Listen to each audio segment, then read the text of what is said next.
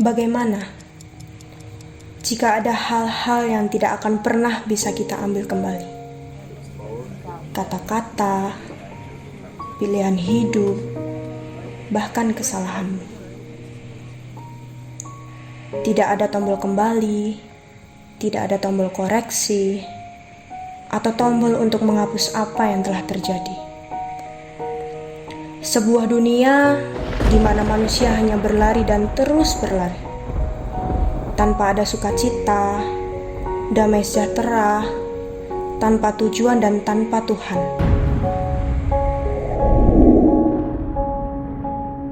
Mungkin seperti itulah dunia tanpa juru selamat. Hei, untungnya dunia seperti itu tidak pernah ada ya. Karena saat itu, di malam yang sunyi, di sebuah kota kecil, ada seorang anak telah lahir. Lahir untuk mengubah hati kita, memperbaiki segala kesalahan. Lahir untuk mengatasi suatu penderitaan, penyesalan, depresi, dan segalanya. Dia mengerti engkau, dia menyembuhkan engkau, dan dia yang menghubungkan jarak antara kita dengan Bapa di surga. Dia yang membawa kita pulang jika kita berserah penuh padanya, jika kita mengasihinya, dan jika kita mengikutinya. Itulah mengapa kita merayakannya hari ini. Itulah mengapa kita bersorak-sorai. Itulah mengapa dia lahir. Dialah Yesus, Sang Penyelamat umatnya.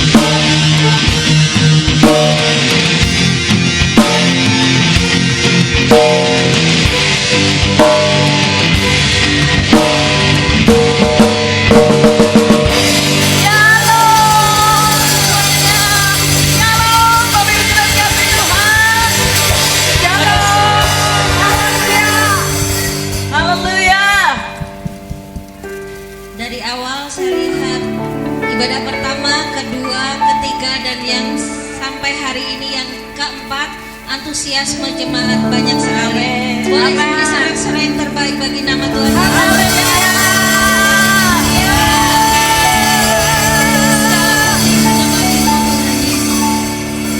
Haleluya. Saya mau undang Bapak Ibu Saudara bersama-sama kita bangkit berdiri. Mari meninggikan Dia dengan segenap hati. Mari bersuka cita. Mari bersama-sama dengan seluruh dunia kita mau merayakan kelahiran Tuhan kita Yesus Kristus. Amin. Amin. Coba sebelah B dan D bisa lambaikan tangannya jika mendengar suara saya. Haleluya. Ada C bisa lambaikan tangannya. Haleluya. Beri yang terbaik bagi Dia.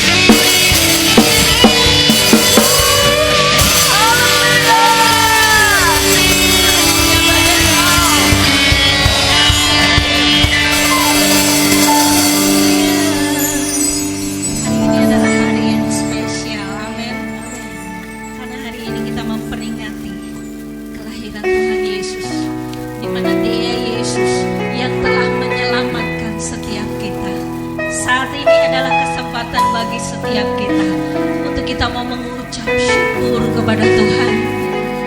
Karena Yesuslah kita boleh ada di tempat ini. Amin. Mari kita mengucap syukur.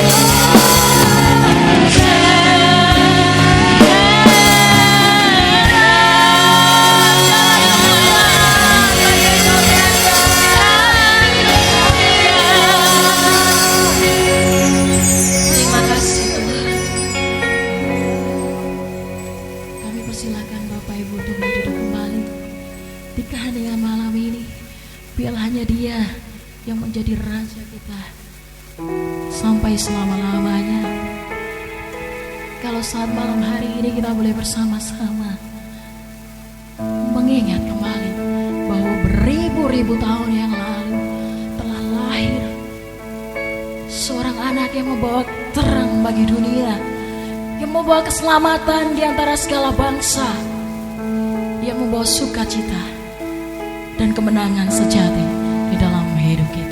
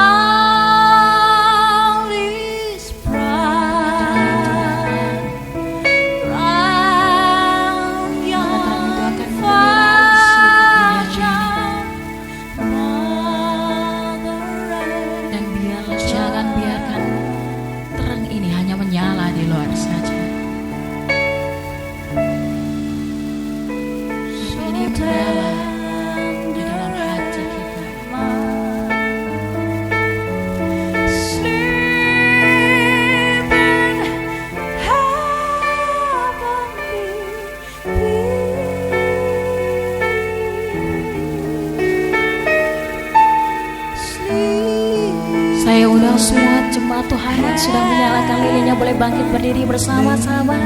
Kita akan nyanyikan pujian ini dari awal. Malam Kudus. Malam Kudus. Biarlah malam ini boleh menjadi perenungan di dalam hati kita.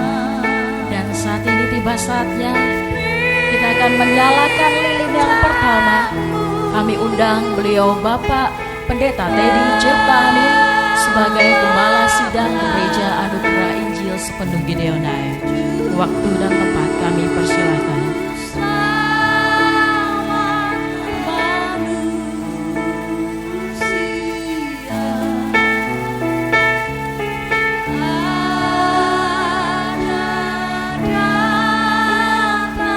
Kemudian kita akan menyalakan lilin yang kedua.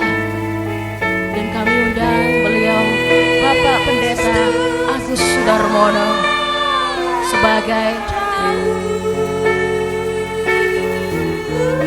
baiklah, lilin yang kedua akan dinyalakan oleh Bapak Lasimi sebagai Ketua Natal tahun 2022. Waktu dan tempat kami persilahkan.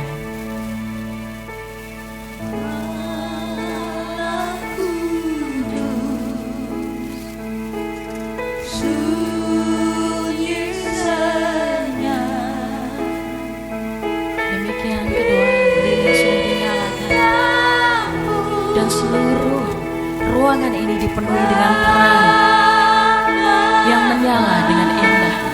Bukan hanya indah ketika kita melihat, biarlah ini boleh menyala di dalam hati kita, di dalam relung hati kita, sehingga dimanapun kita berada, kita boleh menjadi terang di tengah kegelapan dunia ini.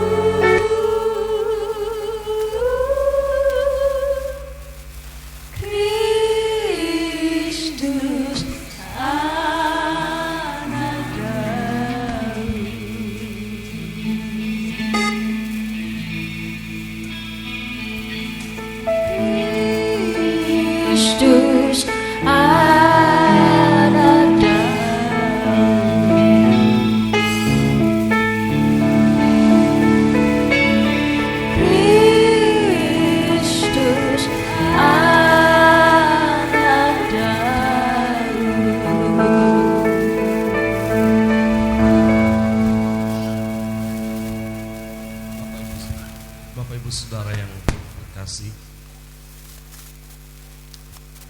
Tuhan Yesus pernah berkata dalam firman Tuhan, dia katakan demikian, kamulah terang dunia. Dia tidak berkata kamu akan menjadi terang dunia, tapi dia katakan kepada murid-muridnya, kamulah terang dunia. Hari ini saudara, perkataan yang sama yang Tuhan katakan kepada murid-muridnya, dia katakan juga kepada kita saudara, kamulah terang dunia. Amin saudara. Mengapa dia katakan kamu terang dunia?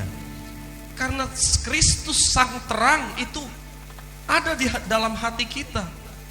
Karena Kristus ada di dalam hati kita, maka kita disebut terang dunia yang menerangi dunia yang gelap ini saudara. Tetapi permasalahannya adalah ada banyak orang Kristen yang terangnya tidak bercahaya, justru menjadi batu sandungan bagi orang lain. Bapak Ibu Saudara yang dikasihi Tuhan, ini menjadi satu perenungan bagi kita. Apakah terang kita bercahaya? Dan mengapa terang kita tidak bercahaya? Saudara, ada beberapa hal yang menyebabkan mengapa terang kita tidak bercahaya. Dosa-dosa kita menyebabkan terang itu gak bercahaya saudara. Kebiasaan-kebiasaan kita yang buruk itu terang kita tidak bercahaya. Itu sebabnya pada saat ini merupakan satu momen yang sangat penting. Kita mau merenungkan apakah terang yang kita miliki itu sudah bercahaya dan bisa menjadi berkat bagi banyak orang. Karena Tuhan mau seluruh dunia diterangi oleh terang Kristus. Dan saudara dan saya, kita adalah duta-duta Kristus di dalam dunia ini. Mari kita berdoa. Bapa di sorga, di dalam nama Tuhan Yesus, terima kasih untuk kebaikan Tuhan, mengizinkan kami merayakan hari Natal, hari kelahiran Tuhan pada saat ini. Sang terang itu sudah lahir di dalam hati kami. Biarlah pada saat ini kami mau dengar firman Tuhan. Biar firman Tuhan menjadikan satu kekuatan, penerangan, tegur kami kalau kami bersalah. Luruskan jalan kami kalau jalan kami sudah tidak sesuai dengan firman-Mu Tuhan.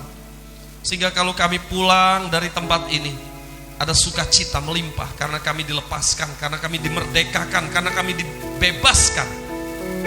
Dan Tuhanlah yang memulihkan hidup kami.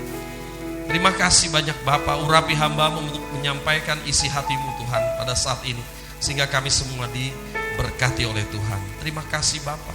Di dalam nama Tuhan Yesus Kristus kami berdoa. Haleluya. Amin. Silakan duduk saudara.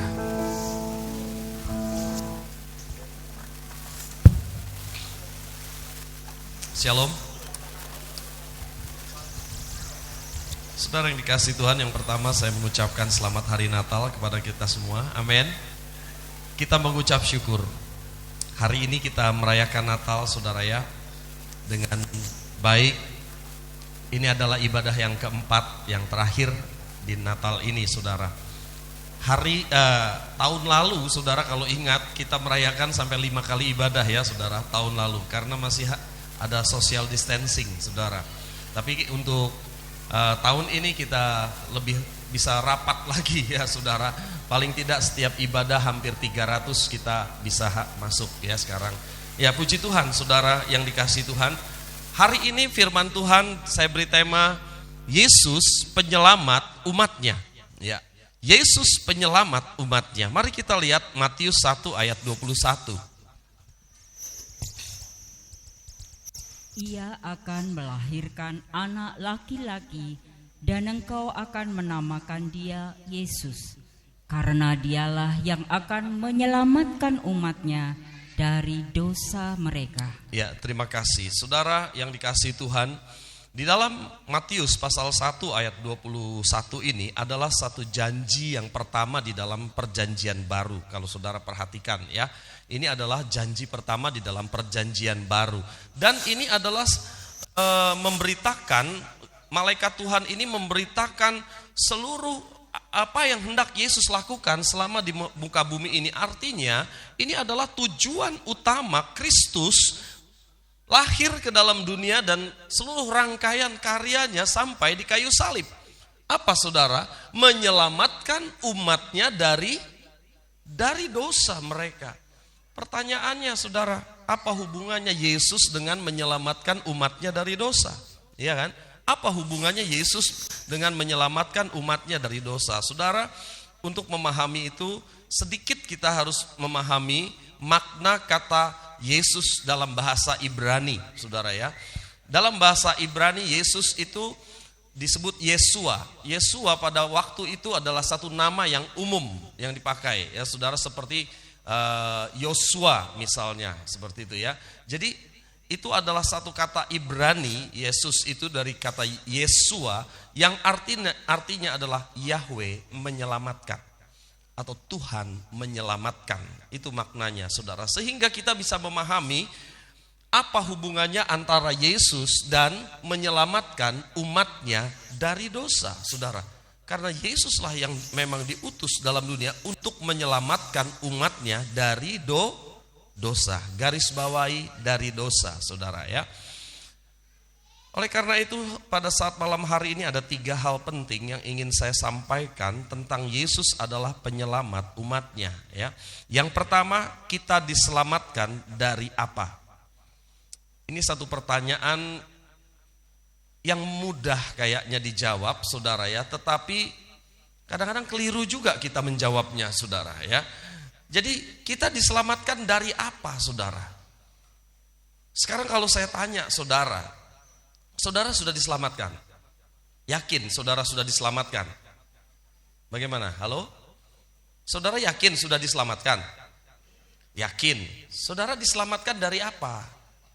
Kan itu pertanyaannya. Apa yang ada dalam pikiran saudara?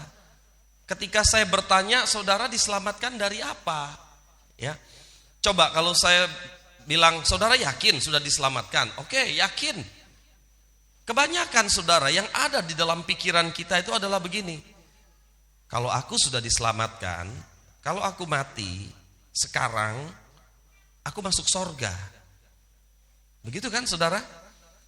Pengertian kita diselamatkan kebanyakan orang begitu, bahwa kalau aku mati hari ini, aku masuk sorga. Ya. Berarti kalau kita diselamatkan dari apa? Jawabannya diselamatkan dari neraka, gitu kan saudara? Nah saudaraku yang dikasihi Tuhan, ini sebenarnya ada sedikit kekeliruan di sini, tapi ya sebenarnya keliru juga, namanya sedikit keliru ya saudara ya. Sorga atau neraka itu adalah akibat sebenarnya, saudara. Karena Alkitab tidak pernah berkata kita diselamatkan dari neraka, saudara, sehingga kita masuk sorga. Enggak. Alkitab berkata kita diselamatkan dari dosa, saudara. Lah, neraka dan sorga itu apa? Neraka dan sorga itu adalah akibat, saudara. Saudara dan saya menerima Yesus, kita diselamatkan dari dosa-dosa kita, saudara. Supaya kita tinggalkan dosa-dosa kita, kita hidup kudus. Itu sebabnya Paulus berkata, orang ciptaan baru itu yang lama sudah berlalu, yang baru sudah datang. Kemudian dia katakan juga, orang yang lahir baru itu berarti bahwa kita sudah pindah dari dari gelap kepada terang. Pindah loh saudara. Itu yang Paulus katakan saudara. Jadi kalau saudara sudah diselamatkan dari dosa, berarti saudara sudah pindah. Yang dulu gelap sekarang terang. Nah kalau saudara tetap hidup di dalam gelap, akibatnya adalah neraka. Tapi kalau saudara benar sudah pindah ke dalam terang, akibatnya adalah ke sorga. Jadi kalau saya katakan begini saudara, sorga atau neraka itu adalah akibat.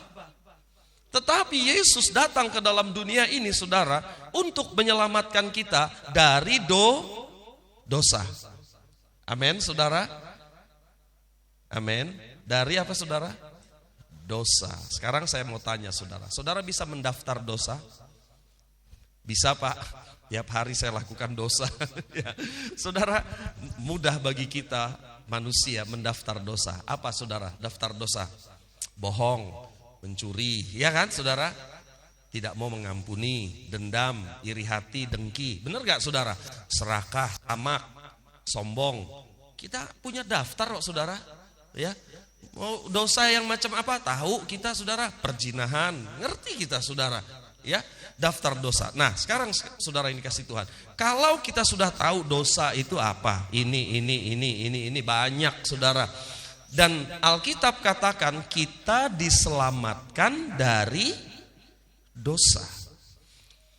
Bisa nggak saya ganti begini pertanyaannya? Apakah saudara sudah diselamatkan dari amarah saudara? Amarah, bukan marah saudara. Kadang-kadang marah itu Tuhan Yesus juga pernah marah. Iya kan saudara ya? Amarah, gampang tersinggung, dikit-dikit tersinggung, amarah saudara ya. Apakah saudara sudah diselamatkan dari dosa-dosa perzinahan? Ini kan pertanyaannya saudara. Itu kan dosa saudara. Apakah saudara sudah diselamatkan dari rasa benci terhadap orang lain? Apakah saudara sudah diselamatkan dari kepahitan di dalam hati terhadap seseorang? Ada anak pahit sama bapaknya, saudara. Ya, ada seorang pahit sama temannya. Apakah saudara sudah diselamatkan dari rasa pahit? Apakah saudara sudah diselamatkan dari kebiasaan berbohong? Berbohong sedikit saja kok katanya ya. Halo, cepat ini. Iya, OTW, padahal masih tidur. OTW apa saudara? Ojo takon wae. Kan sebenarnya on the way kan saudara. Dalam perjalanan OTW itu artinya saudara. Tapi ini masih ucek-ucek mata gitu ya. OTW gitu. Bohong Siti. Tapi kan tetap bohong saudara. Iya kan?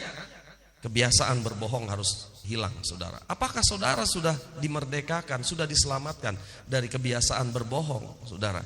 Apakah saudara sudah diselamatkan dari dosa lidah? Lidah, saudara, suka fitnah, gosip, ya, digosok semakin sip, saudara. Apakah saudara sudah diselamatkan dari dosa keserakahan, tamak, semuanya untuk aku, orang lain masa bodoh, ya? Apakah saudara sudah diselamatkan dari kebiasaan bersungut-sungut? Sampai kita lupa caranya mengucap syukur. Ini loh saudara. Jadi saudaraku yang dikasih Tuhan, firman Allah hari ini mengatakan bahwa Yesus adalah penyelamat umatnya dari dosa. Dosa-dosa kita itu loh saudara. Ya. Jangan bilang yang penting aku percaya sama Yesus. Ya. Yang penting aku percaya sama Yesus, udah. Nggak penting diselamatkan dari dosa-dosa. Kan Alkitab katakan, wah kita langsung sok rohani. Kalau percaya kepada Tuhan Yesus diselamatkan. Saudaraku yang dikasih Tuhan, Alkitab mengajar percaya kepada Yesus itu akan mengubah hidup kita, terjadi transformasi. Jangan cuman kita bilang aku percaya Yesus tapi nggak ada transformasi, ada perubahan hidup saudara. Ya. Harus ada perubahan di dalam hidup kita. Oke, kita akan lanjut dulu nomor 2 saudara. Nomor 2 itu adalah krisis paling besar setiap orang adalah dosa. Krisis paling besar di dalam dunia ini adalah dosa saudara. Kita harus menyadari hal ini. Banyak kali kita nggak menyadari saudara. Mungkin saudara pernah mengalami beberapa kali krisis ya di negara kita. Tahun 98 terjadi kerusuhan Mei itu saudara ingat ya, kalau terjadi kerusuhan itu dolar berapa dulu saudara? Sekitar 2.200, 2.400 1 dolar ya saudara. Tetapi begitu terjadi krismon itu terus meningkat 3.000, 4.000, 5.000, 6.000. Wow, saya bilang sampai 7.000, terus naik terus saudara. Terjadi krisis moneter pada waktu itu. Banyak orang di PHK saudara, termasuk saya. Dulu saya kerja di Jakarta saudara, di PHK juga saya tahun 98 saudara. Jadi banyak orang di PHK, cari kerjaan susah, penghasilan menurun ya. Rupiah anjlok saudara pada waktu itu. Saudaraku yang dikasih Tuhan, krisis moneter ya. Nah saudaraku yang dikasih Tuhan, itu masalah nggak dalam hidup saudara? Krisis moneter Masalah ya ketika itu ya. Saudara, kalau saya kasih contoh begini. Saudara punya anak 4 atau 5 atau berapalah gitu ya. Tadi saya kasih contoh anak yang 4 karena anak saya 3 saudara. Saya lebihin 1 gitu. Jadi 4 gitu saudara. Ya. Terus uang saudara tinggal 10.000. Nih ya, anak saudara 4, uang saudara tinggal 10.000. Gajian saudara masih minggu depan. Saya tanya, problem gak ini? Problem gak ini saudara? Besar apa kecil nih masalahnya? Ibu-ibu, bapak, ini masalah besar apa masalah kecil ini? Besar kita bilang. Lah anakku mau tak kasih makan apa ini? 10.000 sampai mana? Itu kan sekali makan habis itu ya. Sekali makan gak cukup mungkin ya untuk 4 anak ya saudara. Jadi saudaraku yang dikasih Tuhan, kita bilang ini masalah besar. Kalau saudara punya hutang yang banyak 100 juta misalnya, misal ini contoh, dan besok saudara harus bayar, penagih hutang akan menagih saudara, bilang besok ya Pak ya. Sedangkan saudara gak punya uang 100 juta. Menurut saudara ini masalah besar gak? Masalah besar. Kalau saudara punya penyakit, Tuhan dokter bilang penyakit bapak ini nggak ada obatnya, sudah nggak ada obatnya, tinggal tunggu waktu. Wah, saudara bagaimana perasaan saudara? Kalau dokter bilang ini tinggal tunggu waktu. Jadi kira-kira bagaimana saudara? Ini masalah nggak? Masalah saudara. Saudara lihat, saya kasih contoh beberapa contoh yang besar menurut saudara. Tapi kalau ada orang sakit hati tidak mau mengampuni, kayaknya kita nggak menganggap itu masalah besar ya saudara ya. Nggak mau mengampuni itu dosa enggak saudara? Hah? Dosa apa enggak? Terus besar mana saudara masalahnya dengan kalau saudara harus bayar 100 juta besok? Besar mana masalahnya dengan dosa nggak mau ngampuni? Saudara bilang, iya besar 100 juta lah Pak, besok bagaimana? Saya mau kasih tahu saudara hari ini, bahwa dosa itu adalah masalah paling besar. Kalau saudara tidak memahami hal ini, saudara belum memahami Injil sebenarnya saudara. Dosa itu adalah masalah yang besar saudara. Kalau masalah penyakit saudara, Yesus gak perlu naik ke atas kayu salib. Masalah finansial, Yesus gak perlu mati di atas kayu salib. Ketika Yesus hidup, sebelum Yesus mati, saudara, Yesus pernah bikin mujizat keluar koin dari mulut ikan ketika Petrus mancing untuk bayar pajak. Dia bisa bikin mujizat, saudara. Dia bisa bikin mujizat dengan 5 roti dan 2 ikan memberi makan 5.000 orang. Betul, saudara? 2 kali dia bikin mujizat dengan memberi makan 4.000 orang. Pernah juga saudara, dia berapa kali menyembuhkan orang sakit. Betul kan saudara? Pernah gak dia membangkitkan orang mati? Pernah dia membangkitkan orang mati. Semua itu dia lakukan sebelum dia mati di atas kayu salib. Masalah finansial, masalah sakit penyakit, masalah yang lain dan yang lainnya saudara, dia bisa selesaikan. Masalah perkawinan di Kana, dia ubah air menjadi anggur. Semua dia bisa lakukan. Tapi ada satu perkara yang tidak bisa dilakukan tanpa salib, yaitu menebus dosa manusia. Dosa saudara dan saya. Ini masalah paling besar saudara. Tidak ada yang bisa melakukannya selain Kristus. Dan Kristus harus naik ke atas kayu salib. Itu sebab saya katakan bahwa dosa adalah masalah yang paling besar. Dan kita harus menyadarinya hari ini saudara, bahwa krisis yang terbesar adalah masalah dosa.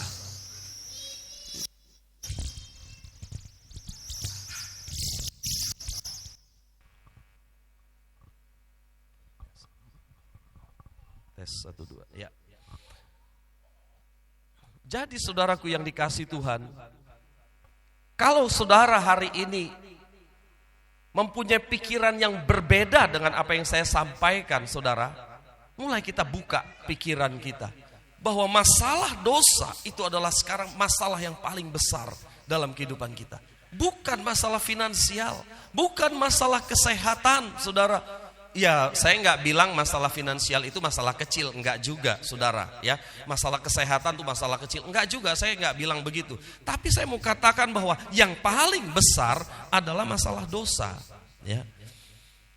Hal yang ketiga yang ingin saya sampaikan, pengampunan saja tidak cukup. Ya, pengampunan saja tidak cukup. Berita Injil yang hanya memberitakan tentang pengampunan saja, tanpa transformasi, tanpa perubahan hidup, itu belum lengkap. Injil itu kan kabar sukacita, betul kan saudara? Kalau Injil hanya menyediakan pengampunan saja, saudara, itu nggak beri sukacita. Saya mau kasih contoh begini, saudara. Kalau saya bilang sama anak saya, tolong kamu jangan main ke sana karena di situ ada sumur kosong dan nggak ada pembatasnya. Kalau kamu main-main ke sana, kamu bisa kecemplung. Kalau kamu kecemplung sana, kamu nggak bisa naik. Saya bilang gitu ya. Iya Pak, mungkin anak saya bilang begitu. Tapi kemudian anak saya main-main di situ. Dia cuma ngomong iya Pak, tapi dia tidak menjauh dari sumur itu. Akhirnya dia kecemplung benar, saudara. Begitu dia kecemplung, dia nggak bisa naik, saudara. Akhirnya apa yang dia lakukan? Dia teriak-teriak, ya. Pak, tolong, kan gitu ya, saudara. Saya mendengar, ini kok anak saya manggil-manggil ini. Kemudian, dari sumur itu, begitu saya lihat di dalam sumur, anak saya ada di dalam situ lagi teriak-teriak, minta pertolongan. Terus anak saya bilang begini, Pak, mohon ampun Pak. Saya melanggar perintah Bapak. Bapak tadi bilang jangan main di sini. Saya main di sini. Saya minta ampun ya Pak ya. Terus saya sebagai bapak yang baik saya bilang begini, iya nak, iya. Oke, Bapak ampuni ya. Ya Bapak ampuni kamu. Oke, ini Bapak ada tugas keluar kota 3 hari ya. Oke. Pergi. Menurut saudara bagaimana ini? Anak saya tinggal di situ saudara. Saya tanya saudara, saya ampuni nggak dia? Saya ampuni enggak? Saya ampuni dia. Tapi saya tinggal dia 3 hari. Bisa mati dia di situ saudara. Mati kedinginan, kelaparan dia di sana. Benar kan saudara? Saudaraku yang dikasihi Tuhan, Injil itu tidak hanya menyediakan pengampunan, saudara. Saya mau kasih satu contoh di dalam Alkitab. Suatu hari Yesus bertemu dengan perempuan yang berdosa, kedapatan berzina.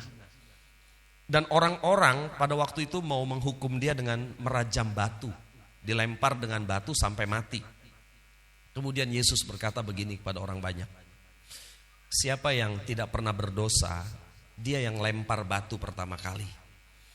Terus Tuhan Yesus jongkok, dia nulis-nulis di tanah, gak tahu nulis apa saudara. Kemudian pada waktu Yesus mengangkat wajahnya mungkin berdiri gitu, dia lihat tidak ada orang selain wanita berdosa itu. Yesus tanya sama wanita itu, kemana orang-orang? Dia bilang, tidak ada Tuhan, mereka semua pergi. Tuhan Yesus bilang, aku juga tidak akan menghukum kamu. Pulanglah dan jangan berbuat dosa lagi. Saudara perhatikan, Yesus memberikan pengampunan, tetapi dia bilang apa? Pergilah dan jangan berbuat dosa lagi. Artinya kalau dulu sukanya berbuat dosa, sekarang berubah dan tidak berbuat dosa. Harus ada transformasi, harus ada yang disebut dengan perubahan hidup, saudara. Inilah yang disebut dengan Injil sepenuh, saudara. Ada pengampunan tetapi juga memberitakan perubahan hidup. Kalau anak kita kecemplung sumur, ya jangan cuman itu aja, tetapi harus diambil dia dari situ, saudara. Harus diselamatkan. Jangan cuma diampuni saja. Kasihan bisa mati dia di sana. Saudara yang dikasihi Tuhan sama. Seorang yang narkoba juga begitu. Kalau dia bilang, Pak maafin saya ya Pak. Iya saya maafin kamu narkoba. Tapi gak ada tindakan apapun saudara. Maka dia tetap terjerumus dalam narkobanya itu saudara. Gak ada yang mau menyelamatkan dia. Diampuni nggak? Ya diampuni. Tetapi dia tetap menderita dalam tekanan narkoba itu. Saudara yang dikasih Tuhan, makanya gereja kita GAIS ya, Gereja Anugerah Injil Sepenuh, saudara.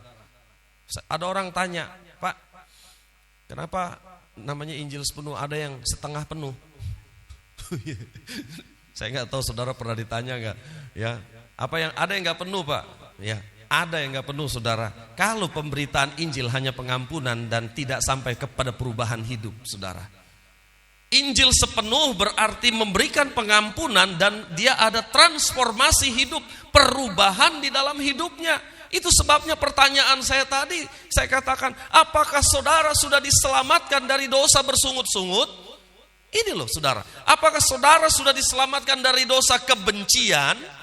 Karena mungkin itu adalah masa lalu kita, saudara, kebencian, bersungut-sungut, bohong dan sebagainya.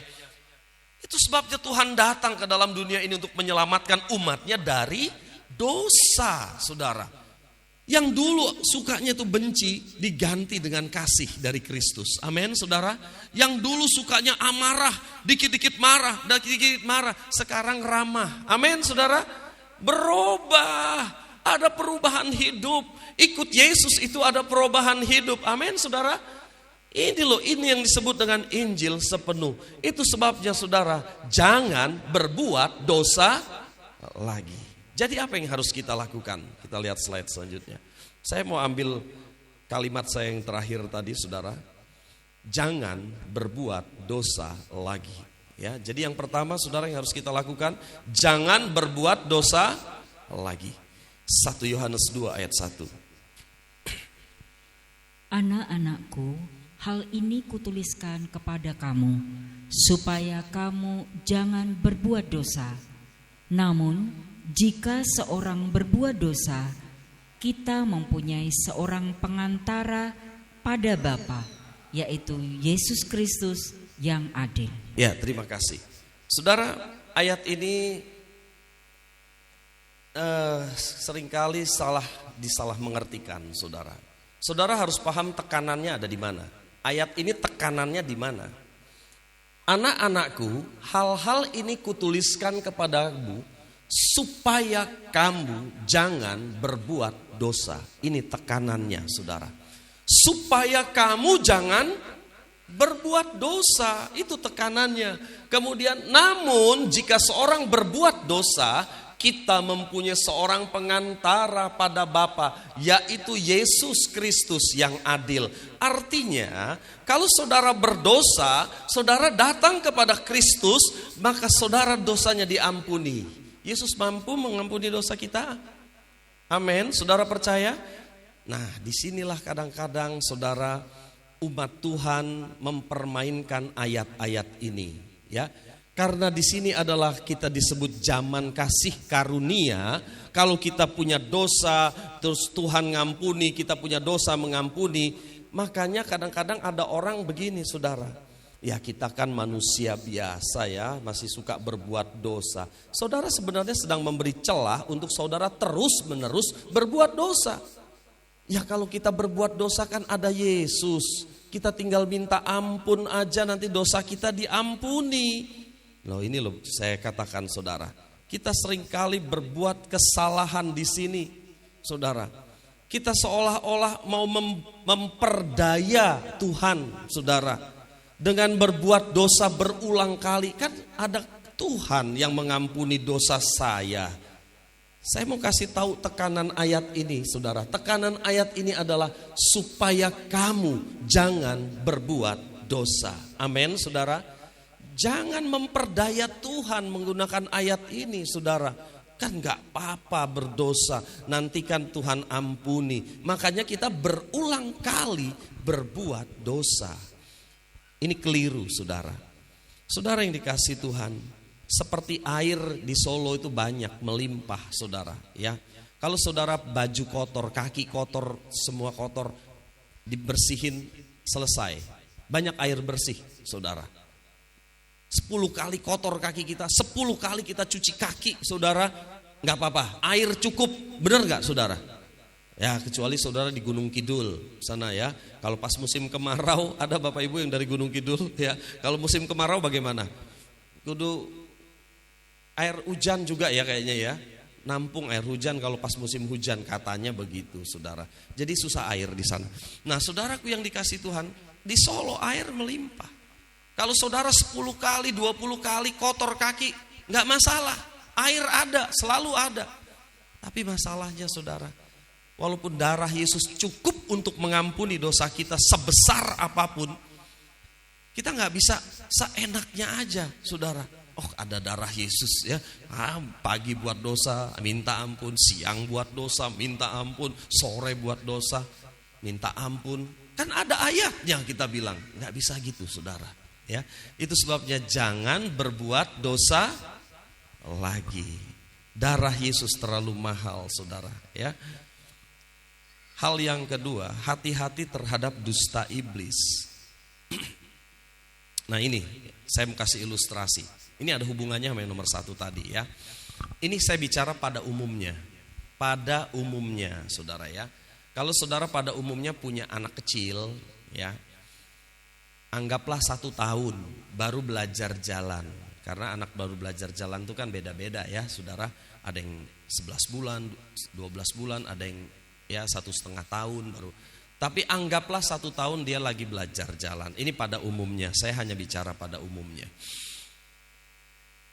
Bagi bapak ibu yang punya anak kecil, yang bayi yang baru belajar jalan, pernah jatuh enggak, saya tanya? Pernah jatuh enggak anak saudara waktu dia belajar jalan? Bukan cuma pernah Pak, sering. Iya kan? Jalan-jalan nang ning gung gitu kita bilang. Dia jalan jatuh gitu kan saudara ya. Tapi enggak lama kemudian, saudara, beberapa minggu kemudian dia mulai lebih kuat kakinya. Mulai jalan 10 meter baru jatuh gitu ya. Terus 1 minggu kemudian, oh dia udah semakin kuat lagi saudara. Jalan agak jauh, masih jatuh. Tapi sudah ada kemajuan, betul gak? Anak kita kan kalau belajar jalan kan seperti itu ya saudara. Akhirnya dia bisa lari, ya kan? Lama-lama dia bisa lari. Nah itu anak-anak, kakinya lemah. Kadang-kadang walaupun dia melari, kadang-kadang ya jatuh juga gitu ya saudara. Namanya juga anak. Tapi kalau anak kita itu sudah semakin besar, saudara, umur 10 tahun misalnya ya, misalnya umur 10 tahun. Terus kemudian jalan 2-3 meter jatuh. Saudara pasti mikir, ini anakku kenapa? Dia jalan-jalan gitu, 3 meter jatuh. Kalau saudara sebagai orang tua pasti berpikir, ini ada apa dengan kaki anakku? Benar gak saudara? Pasti kita mulai periksakan ke dokter. Ada apa sebenarnya dengan kakinya? Kok jalan sebentar jatuh? Karena pada umumnya kalau dia sudah umur 10 tahun misalnya ya saudara, dia bisa lari. Dia gak jalan-jalan jatuh, enggak gitu saudara. Dia udah bisa lari-lari, main pelayon, malah naik sepeda mungkin ya saudara. Kan demikian saudara ya. Tetapi saudaraku yang dikasih Tuhan, kalau tidak berarti ini kan ada sesuatu yang harus diperiksakan. Ada sesuatu gitu ya saudara. Nah saudara, ini saya hanya memberikan gambaran ini dalam perkara rohani. Hanya perkara rohani. Kalau saudara Kristen baru, dulu hidup saudara gelap. Gelap hidup saudara. Semua kejahatan saudara lakukan zaman dulu. Begitu saudara lahir baru, saudara sungguh-sungguh percaya Yesus, kadang-kadang jatuh dalam dosa. Saudara, saya kasih tahu, masih wajar. Begitu saudara jatuh dalam dosa, Roh Kudus kasih tahu, itu dosa lo, gak boleh lo, itu hidupmu yang lama. Kita bilang, Tuhan ampuni saya. Betul gak saudara? Tuhan ampuni saya. Terus saudara masih jatuh lagi dalam dosa. Saudara, Tuhan, kita bilang, Tuhan ampuni saya. Tapi kalau saudara sudah 10-an tahun, 20 tahun ikut Tuhan, tapi masih aja sama hidup saudara seperti dulu, jatuh melulu dalam dosa, kan kudu diperiksa kayak ya kan saudara. Ini ada yang gak beres ini kan saudara. Saudara paham maksud saya? Kalau saudara sudah lama ikut Tuhan, berarti saudara sudah semakin kuat. semakin dewasa di dalam Tuhan, saudara nggak akan gampang jatuh, saudara. Tapi saya tanya saudara sekarang sebagai orang dewasa ya, ibu-ibu, bapak-bapak, saudara pernah nggak jatuh? Sebagai orang dewasa loh ya, pernah jatuh nggak? Pernah. Kenapa saudara jatuh? Kesandung batu, ya kan? Saudara jalan nggak tahu ada batu kesandung, saudara jatuh, kaki saudara berdarah, iya kan? Bisa kan? Karena saudara nggak lihat ada batu di situ, betul nggak? Saudara kan nggak sengaja kan kesandung batu itu, atau saudara sengaja pengen jatuh, pengen berdarah, kan nggak mungkin kayak gitu, bener kan, saudara? Kita kesandung jatuh berdarah kaki kita, saudara. Atau saudara keserimpet tali, ya kaki saudara, makanya kita terus jatuh gitu, saudara. Kalau saudara tahu di jalanan itu ada batu besar, gitu, saudara ya, dan saudara pernah jatuh di situ, terus besok saudara jalan di situ, kira-kira saudara mau kesandung lagi nggak? Saya tanya saudara. Tidak. Kenapa? Udah tahu di situ ada batu. Oh, aku kemarin jatuh di situ, ada batu di situ, berarti aku harus jalannya minggir. Iya kan, saudara? Saya mau kasih tahu begini, saudara. Kalau saudara semakin dewasa di dalam Kristus, bisa nggak saudara jatuh? Bisa. Kalau misalnya kesandung tadi, itu sebabnya ayat itu tadi yang sebelum ini disediakan. Dia akan mengampuni dosa kita kalau kita jatuh di dalam dosa, saudara. Tetapi kita kan nggak mau jatuh kan, saudara? Nggak kepengen jatuh kan? Amin, saudara. Ada yang kepengen jatuh bola bali? Kalau ada yang pengen jatuh bola bali, berarti dia belum bertobat sebenarnya, saudara. Ngerti maksud saya, saudara? Ya. Kita itu nggak kepengen jatuh, tapi kadang-kadang kita kesandung jatuh, saudara. Kita akhirnya besok kita lewat jalan lain. Begitu lewat jalan, kaki kita masuk lubang, saudara. Tapi kan kita nggak sengaja masuk lubang ini karena kita nggak tahu ada lubang di sini, saudara. Nah besok kita mulai hati-hati lagi. Di situ ada batu, di situ ada lubang, tak lewat sini. Kan gitu, saudara, ya. Saudara yang dikasih Tuhan, kita sebagai orang dewasa pasti begitu, saudara. Nggak akan jatuh berkali-kali di tempat yang sama. Kalau saudara jatuh berkali-kali di tempat yang sama, berarti memang saudara kepengen jatuh. Betul apa enggak? Ngerti maksud saya, saudara? Kalau saudara jatuh dalam dosa berkali-kali di tempat yang sama, berarti saudara memang belum pengen bertobat, gitu aja. Ya. Jadi Bapak Ibu Saudara yang dikasih Tuhan, saya mau kasih tahu dusta iblis. Ketika dia ngomong sama Hawa, dia bilang, makan aja ini buah pengetahuan yang jahat, yang baik ini. Hawa bilang, gak boleh. Tuhan bilang ini gak boleh dimakan. Gak apa-apa, makan aja. Nanti kalau kamu makan, kamu akan jadi seperti Allah, katanya. Loh saudara, lihat dusta iblis. Ora popo, gitu ya. Makan aja, gak apa-apa. Nanti kamu malah bisa seperti Allah. Saudara hati-hati ya, dusta iblis. Gak apa-apa kita lakukan dosa berkali-kali. Kan darah Yesus cukup untuk mengampuni kita. Hati-hati saudara, saya bilang ini dusta iblis. Amin saudara, paham ya? Saudara mau dilepaskan? Hanya Yesus yang mampu melepaskan saudara. Hal yang ketiga, yang terakhir saudara. Kalau saudara hari ini merasa aku jatuh berkali-kali di jurang yang sama, di lubang yang sama, di batu yang sama, saudara perlu datang kepada Yesus. Hal yang ketiga, datanglah kepada Yesus untuk mengalami kuasa penyelamatan dari Allah. Keluaran pasal 2 ayat 23 sampai 25. Lama sesudah itu matilah Raja Mesir. Tetapi orang Israel masih mengeluh karena perbudakan, dan mereka berseru-seru, sehingga teriak mereka minta tolong karena perbudakan itu sampai kepada Allah.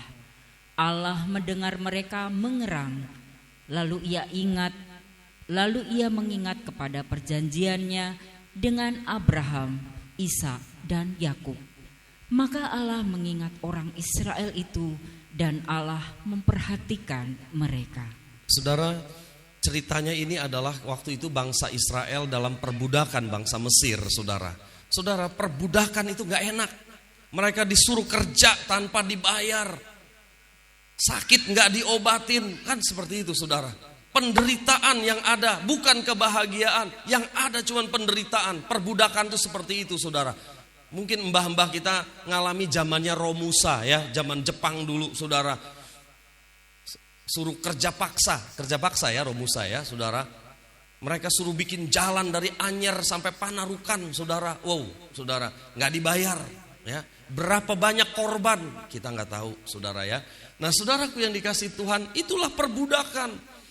Saudaraku yang dikasih Tuhan, bangsa Israel karena perbudakan ini mereka apa saudara? Mengeluh, mereka berseru, mereka minta tolong, mereka mengerang. Tuhan tolong kami, lihat keadaan kami, lepaskan kami. Kira-kira begitulah saudara. Untuk merangkum kata-kata ini, mengerang, minta tolong saudara, berseru-seru, mengeluh. Mereka bilang, Tuhan lepaskan kami dari penindasan ini. Ini yang terjadi saudara, karena dosa, karena perbudakan, maaf ya. Kemudian ayat 24 katakan, Allah mendengar mereka mengerang, lalu ia mengingat kepada perjanjiannya dengan Abraham, Ishak dan Yakub. Maka Allah melihat orang Israel itu dan memperhatikan mereka. Allah mengingat perjanjiannya dengan Abraham, Ishak dan Yakub. Saudara, hari ini kalau saudara terus hidup di dalam dosa, satu hal yang saya percayai saudara, dosa tidak pernah membawa kebahagiaan. Mungkin membawa kenikmatan sesaat iya, tetapi akibat yang saudara tanggung adalah penderitaan yang panjang. Itu adalah akibat daripada dosa. Dan begitu kita mempunyai kebiasaan yang buruk itu, kita sudah menjadi budak dari iblis. Diperbudak kita saudara. Terus menerus kita melakukan hal itu, hal dosa itu, dan kita gak bisa keluar dari sana saudara. Sampai kita putus asa, kita mau bunuh diri dan sebagainya. Inilah saudara, penindasan dari si iblis itu terjadi. Ini yang seperti yang terjadi kepada bangsa Israel, sehingga mereka berteriak minta tolong. Hari ini saudara, kalau saudara sudah cukup menderita karena saudara sudah lama diperbudak oleh si iblis itu, terus menerus hidup di dalam dosa, penuh dengan penderitaan, berserulah kepada Tuhan saudara, maka dia akan mengingat perjanjiannya di dalam Matius 1 ayat 21, ayat yang kita baca, yaitu Yesus penyelamat umatnya dari dosa-dosa mereka. Kalau saudara datang kepada Yesus saudara, dia akan mengingat perjanjiannya, dia akan ingat janjinya bahwa dia akan menyelamatkan umatnya dari dosa-dosa mereka. Saudara lihat ini, bahwa Allah mengingat kepada perjanjiannya dengan Abraham, Ishak dan Yakub. Hari ini saudara, kalau saudara mengerang, mengeluh, saudara mengadu, menjerit, berseru kepada Tuhan, Tuhan lepaskan saya, dia akan lepaskan saudara. Amin. Selanjutnya saudara, dikit lagi ya, slide selanjutnya. Untuk apa Yesus menyelamatkan kita dari dosa? Untuk apa Yesus menyelamatkan kita dari dosa? Untuk mengubah kita dari hamba dosa menjadi hamba Allah. Amin saudara. Dulu kita hamba dosa. Saudara tahu siapa bosnya hamba dosa? Siapa rajanya di dunia kegelapan? Iblis saudara. Tapi Tuhan pindahkan kita dari kerajaan gelap kepada kerajaan terang, di mana rajanya adalah Yesus. Dulu kita melakukan kehendaknya iblis, tapi sekarang kita melakukan kehendak Allah. Amin saudara.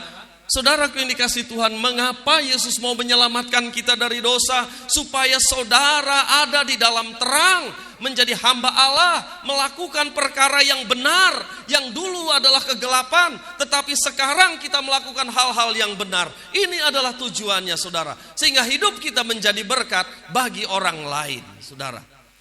Saya mau akhiri dengan pertanyaan saudara.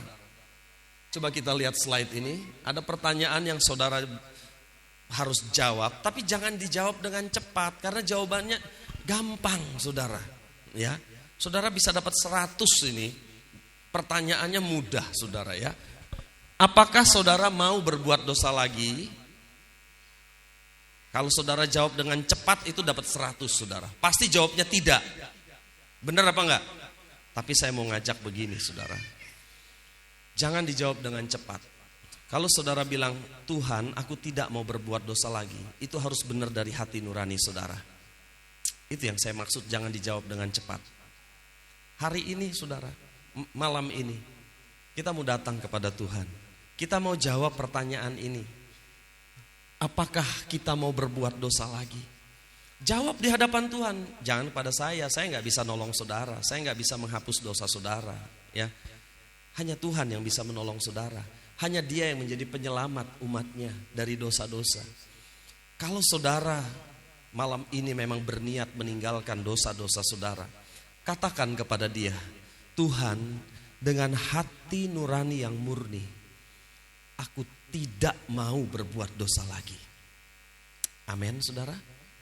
Katakan, aku tidak mau Tuhan, aku tidak mau lagi berbuat dosa. Coba kita lihat pertanyaan kedua. Apakah saudara masih akan berbuat dosa lagi? Gampang jawabnya. Jawabnya apa saudara? Tidak, tapi jangan dijawab dengan cepat saudara. Ya, benar saudara masih akan berbuat dosa lagi. Mungkin jawaban saudara begini, iya Pak, kita kan manusia biasa toh. Kita kan penuh dengan kekhilafan dan kesalahan. Iya kan saudara? Saudara, kalau saudara jawab begitu, sebenarnya saudara sedang memberi celah untuk saudara terus berbuat dosa. Saudara mengerti maksud saya? Kalau saudara bilang, iya kita kan manusia biasa lah, kita penuh dengan kesalahan, kekhilafan dan sebagainya. Saudara sedang memberi celah saudara untuk berbuat dosa lagi. Itu sebabnya saudara, perlu kita berkata kepada Tuhan malam hari ini. Kita bilang, Tuhan, aku berhenti berbuat dosa. Aku tidak mau berbuat dosa lagi. Tolong aku Tuhan, supaya aku tidak berbuat dosa lagi. Amin saudara. Saudaraku yang dikasih Tuhan, biarlah malam Natal ini saudara menjadi satu momentum yang indah bagi kita ya. Bagaimana kita meninggalkan dosa-dosa kita, dan percayalah Yesus akan menyelamatkan kita dari dosa-dosa kita. Asal kita berseru kepada Dia saudara. Asal kita mau datang kepada Tuhan saudara. Mari kita akan bersama-sama menyanyi satu pujian, Sejauh Timur dari Barat.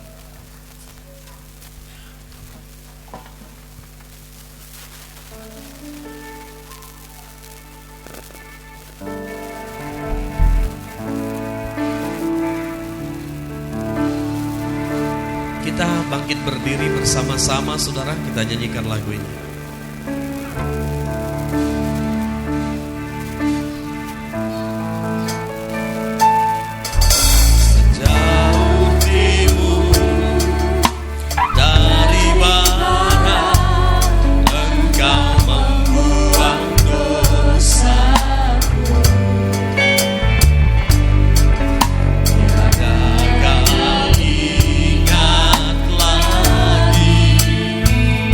Langkah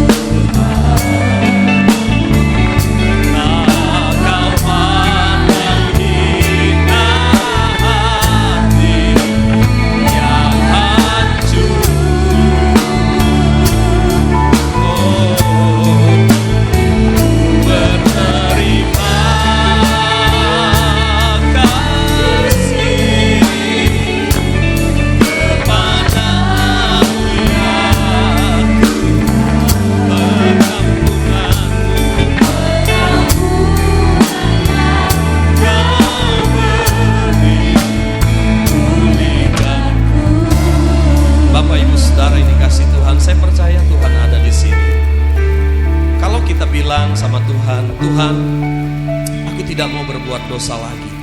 Dia tahu kok. Apakah saudara bicara sungguh-sungguh atau setengah hati? Dia tahu. Dia tahu niat kita, saudara. Oleh karena itu saya tadi katakan, jangan jawab pertanyaan ini secepat mungkin. Tapi coba saudara pikirkan, benar saudara mau meninggalkan dosa ini? Kalau saudara sungguh-sungguh mau hidup di dalam kebenaran, saya percaya Tuhan tahu hati saudara. Ketika saudara berkata, Tuhan, dengan hati nurani yang murni, aku tidak mau berbuat dosa lagi, Dia akan lepaskan saudara saat ini juga. Hari ini juga Dia akan lepaskan saudara dari belenggu dosa, dan saudara menjadi manusia yang baru. Saya akan berdoa untuk saudara. Saudara pejamkan mata. Gak usah perhatikan kiri kanan. Ini adalah urusan kita sama Tuhan. Kalau saudara berkata, Tuhan, aku gak mau berbuat dosa lagi, lepaskan aku. Saudara bisa taruh tangan kanan saudara di dada. Saya akan berdoa secara khusus untuk saudara. Haleluya. Bapa, di dalam nama Tuhan Yesus, Engkau lihat anak-anak-Mu yang menaruh tangan di dada Tuhan. Dengan hati nurani yang murni mereka berkata, Tuhan, aku berhenti berbuat dosa. Aku tidak mau lagi berkecimpung dalam kebiasaan dosa. Lepaskan aku. Bapa di sorga, Engkau tahu hati mereka. Lepaskan mereka sekarang di dalam nama Tuhan Yesus Kristus. Lepaskan mereka dari belenggu dosa dalam nama Tuhan Yesus Kristus. Terjadi kelepasan malam hari ini. Ada sukacita malam hari ini, karena ada banyak orang dilepaskan dari belenggu dosa. Dalam nama Tuhan Yesus Kristus. Dalam nama Tuhan Yesus Kristus terjadi kelepasan, terjadi pembebasan, terjadi pemulihan. Dalam nama Tuhan Yesus. Terima kasih Bapa, terima kasih. Kita mau nyanyi lagu kita tadi. Betapa besar kasih, dengan ucapan syukur kepada Tuhan. Betapa besar kasih. Ucapkan syukur. Kasih Allah begitu besar kepada kita, saudara. Dia mengampuni dosa kita. Amin. Kau pandang hina hati yang hancur.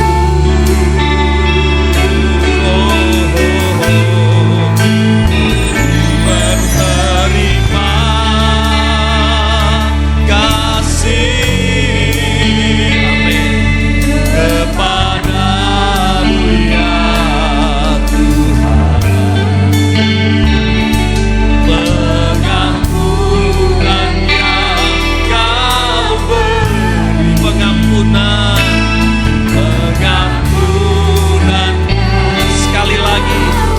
Sekali lagi katakan pengampunan. Pengampunan yang Kau beri.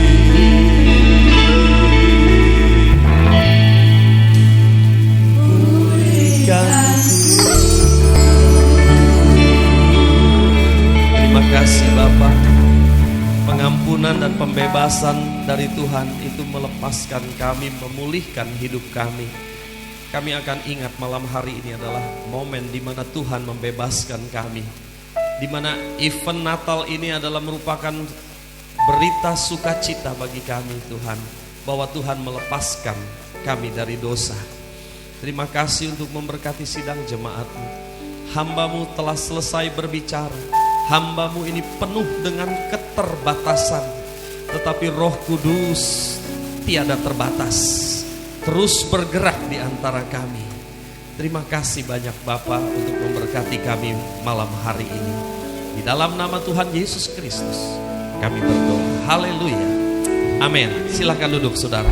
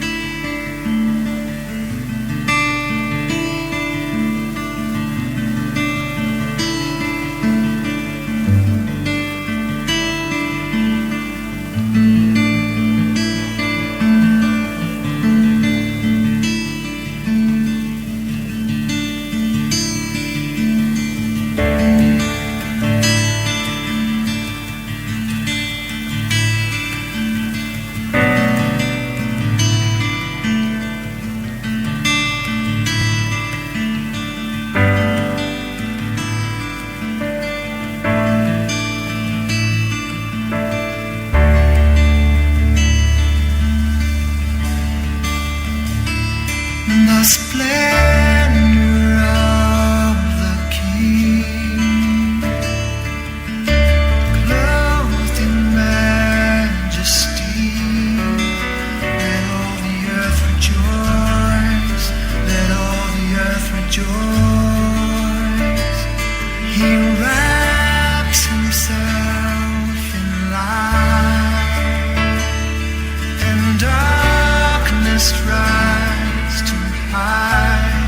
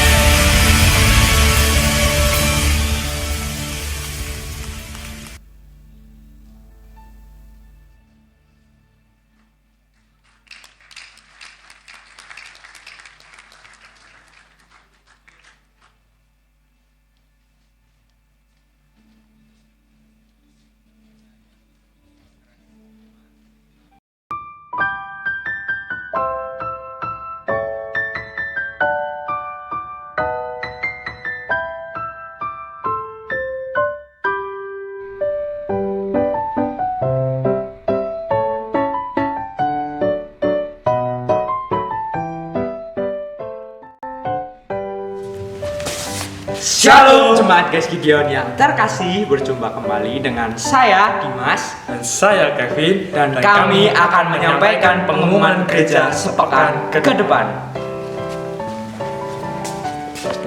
Pengumuman yang pertama datang dari ibadah akhir tahun. Ibadah akhir tahun akan ditiadakan dan diganti dengan ibadah awal tahun yang pelaksanaannya pada tanggal 1 Januari 2023 yang akan dilaksanakan sebanyak 3 kali, yaitu pukul setengah 7 pagi, jam 9 pagi, dan 5 sore.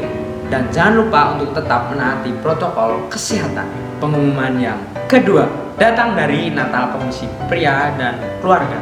Natal Komisi Pria dan Keluarga akan dilaksanakan pada 9 Januari 2023 pada pukul setengah 7 malam dan bertempat di rumah Bapak Saidi Blembung.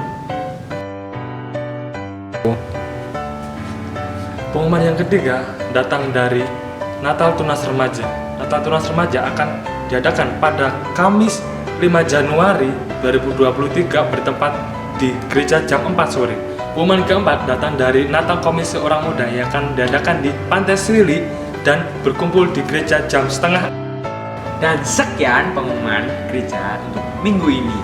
Tuhan Yesus memberkati. Merry Christmas and Happy New Year.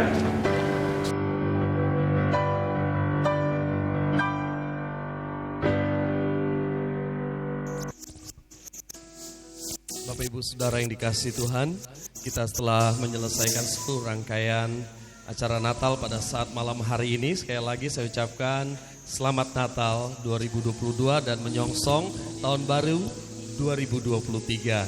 Mari kita bangkit berdiri bersama-sama, kita akan berdoa mengakhiri seluruh rangkaian acara kita pada saat malam hari ini. Bapa, terima kasih untuk kebaikan Tuhan, di mana Tuhan sudah memberkati kami melalui ibadah pada saat ini. Tuhan, kami diberkati oleh Tuhan sendiri pada saat ini. Bapa, hamba-Mu secara pribadi berdoa untuk sidang jemaat. Mungkin ada yang akan berkunjung ke tempat sanak saudara atau ada keluarga yang berkunjung ke Solo. Tuhan lindungi jemaat Tuhan bersama dengan keluarganya, supaya Tuhan jaga, pelihara, sehingga ada sukacita ketika keluarga demi keluarga berkumpul bersatu. Tuhan, berikan keharmonisan di dalam keluarga. Terima kasih banyak Bapa di sorga, Engkau yang memberkati seluruh sidang jemaat Tuhan dengan berkat-berkat istimewa di hari Natal ini Tuhan. Terima kasih banyak Bapa di sorga. Kami akan akhiri ibadah kami, Tuhan menyertai perjalanan pulang kami ke rumah kami masing-masing dengan selamat, dengan pertolongan dari Tuhan. Mari saudara kita terima berkat dari Tuhan. Kiranya Engkau memberkati kami dengan berlimpah-limpah. Kau perluas daerah kami.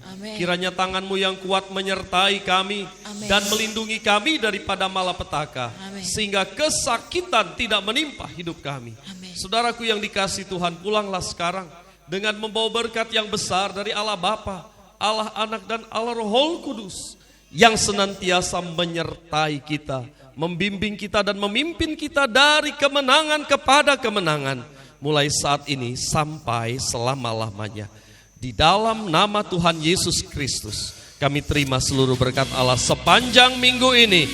Haleluya. Amin. Silakan duduk saudara. Engkau memberkati aku berlimpah-limpah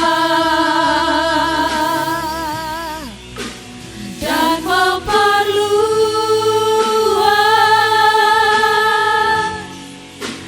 daerahku,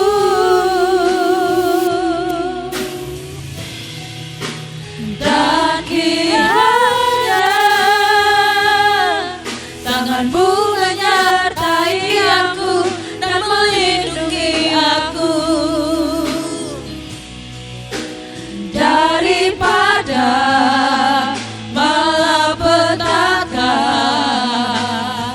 sehingga kesakitan tidak menimpa aku,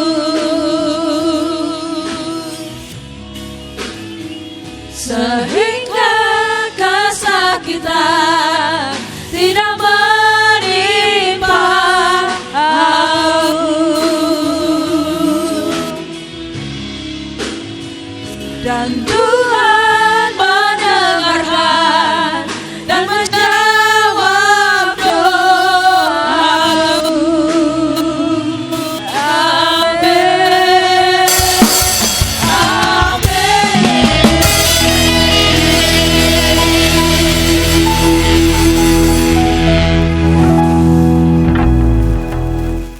Puji nama Tuhan, kita sudah sampai di penghujung ibadah kita pada malam hari ini. Biarlah kita pulang dengan berkat yang luar biasa, dengan sukacita yang luar biasa. Saya mewakili kami semua pelayan Tuhan Gereja Gideonayu mengucapkan selamat Natal kepada Bapak Ibu Jemaat GAIS Gideonayu, dan sampai bertemu di ibadah awal tahun 2023. Kita akan pulang, saya akan memandu Bapak Ibu untuk keluar dari gedung gereja. Jangan lupa berikan salam terlebih dahulu kepada kiri, kanan, depan, belakang. Ucapkan selamat Natal dan Tahun Baru. Haleluya. Selamat Hari Natal. Grup C bisa bangkit berdiri. Selamat malam, selamat pulang Tuhan Yesus.